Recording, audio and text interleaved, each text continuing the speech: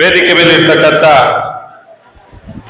ರಾಷ್ಟ್ರವಾದಿ ಕಾಂಗ್ರೆಸ್ ಪಕ್ಷದ ಎಲ್ಲ ಗಣ್ಯಾತಿ ಗಣ್ಯರಿಗೆ ಹಾಗೂ ಕೋಲಾರ ಜಿಲ್ಲೆಯ ಜಿಲ್ಲಾಧ್ಯಕ್ಷರಾದಂಥ ಬೈರೆಡ್ಡಿರವರೇ, ಅದೇ ರೀತಿಯಲ್ಲಿ ವೇದಿಕೆ ಮುಂಭಾಗದಲ್ಲಿರ್ತಕ್ಕಂಥ ಎಲ್ಲ ರಾಷ್ಟ್ರವಾದಿ ಕಾಂಗ್ರೆಸ್ ಪಕ್ಷದ ಪದಾಧಿಕಾರಿಗಳಿಗೆ ಹಾಗೂ ನನ್ನ ಅಣ್ಣ ತಮ್ಮಂದಿರೇ, ಅಕ್ಕ ತಂಗಿಯರೇ, ತಾಯಂದಿರೇ ಹಾಗೂ ಮಾಧ್ಯಮ ಮಿತ್ರರೇ, ಮೊದಲಿಗೆ ಮಾಧ್ಯಮ ಮಿತ್ರರಲ್ಲಿ ಕ್ಷಮೆ ಇರಲಿ.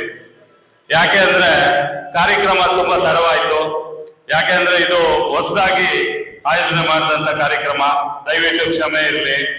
ನಮ್ಮ ರಜಿತ್ ರವರು ತಾಲೂಕು ಘಟಕ ಉದ್ಘಾಟನೆ ಮಾಡಬೇಕು ಅಂದಾಗ ನಮ್ಮ ಹೇಮಂತ್ ರವ್ರನ್ನ ಕಳಿಸಿ ನಾನು ಈ ಕಾರ್ಯಕ್ರಮವನ್ನ ಉದ್ಘಾಟನೆ ಮಾಡಲಿಕ್ಕೆ ಎಲ್ಲ ಪೂರ್ವ ಸಿದ್ಧತೆಗಳನ್ನ ಮಾಡ್ಕೊಳ್ಳಿ ಅಂತ ಹೇಳಿದೆ.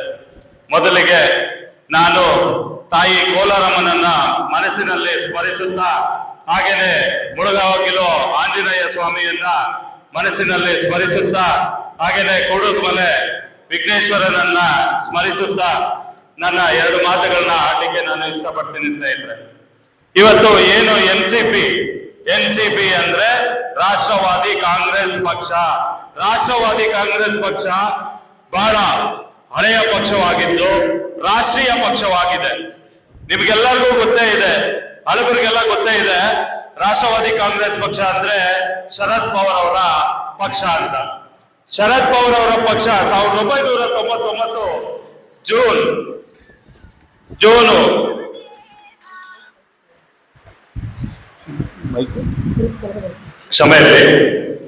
ಜೂನ್ ಅಲ್ಲಿ ಸ್ಥಾಪನೆ ಆಯಿತು.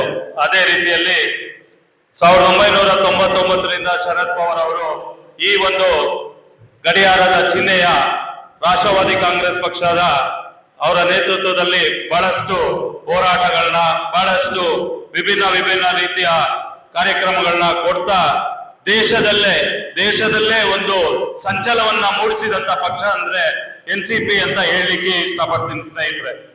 ಯಾಕೆ ಈ ಮಾತು ಹೇಳ್ತೀನಿ ಅಂದ್ರೆ, ಶರದ್ ಪವಾರ್ ಅವರ ಒಂದು ನೇತೃತ್ವದ ಪಕ್ಷ ಅಂದಿನ ಕಾಲಕ್ಕೆ ಕಾಂಗ್ರೆಸ್ಗೆ ಸೆಡ್ ಹೊಡೆಯುವಂತ ಕೆಲಸ ಮಾಡಿದಂತ ಪಕ್ಷ ಯಾವ್ದಾದ್ರು ಇದೆ ಅಂದ್ರೆ ಅದು ರಾಷ್ಟ್ರವಾದಿ ಕಾಂಗ್ರೆಸ್ ಪಕ್ಷ ಅಂತ ಹೇಳಲಿಕ್ಕೆ ಇಷ್ಟಪಡ್ತೀನಿ.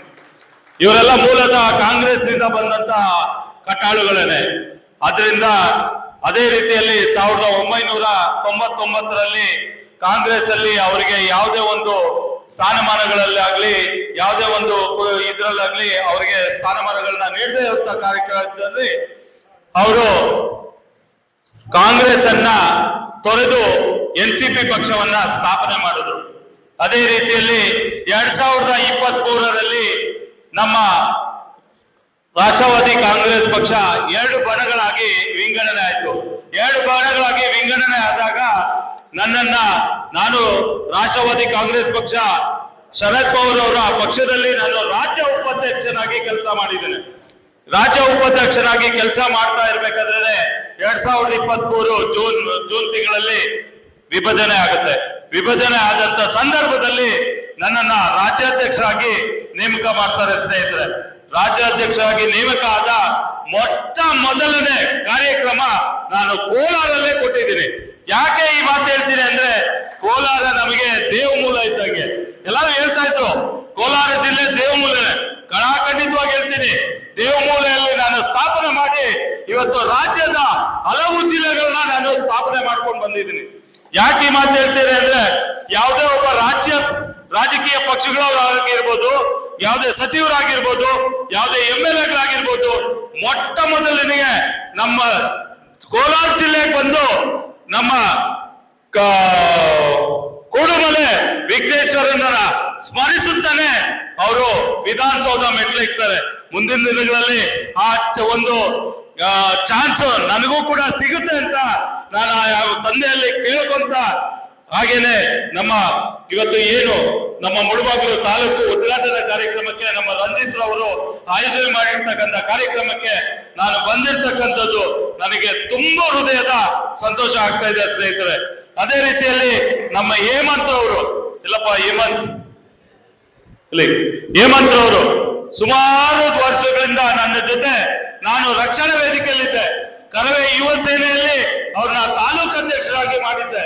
ಅದೇ ರೀತಿಯಲ್ಲಿ ರಕ್ಷಣಾ ವೇದಿಕೆ 18 ವರ್ಷಗಳಿಂದ ನಾನು ರಕ್ಷಣಾ ವೇದಿಕೆಯಲ್ಲಿ ಹೋರಾಟ ಇಟ್ಕೊಂಡು ಹಲವು ಹೋರಾಟಗಳನ್ನ ವಿದ್ಯಾರ್ಥಿಗಳ ಪರ, ರೈತರ ಪರ, ಕಾರ್ಮಿಕರ ಪರ ಬಹಳಷ್ಟು ಹೋರಾಟಗಳನ್ನ ಮಾಡಿ ನಾನು ಈ ಸ್ಥಾನಕ್ಕೆ ಬಂದಿರೋದು ಸ್ನೇಹಿತರೆ.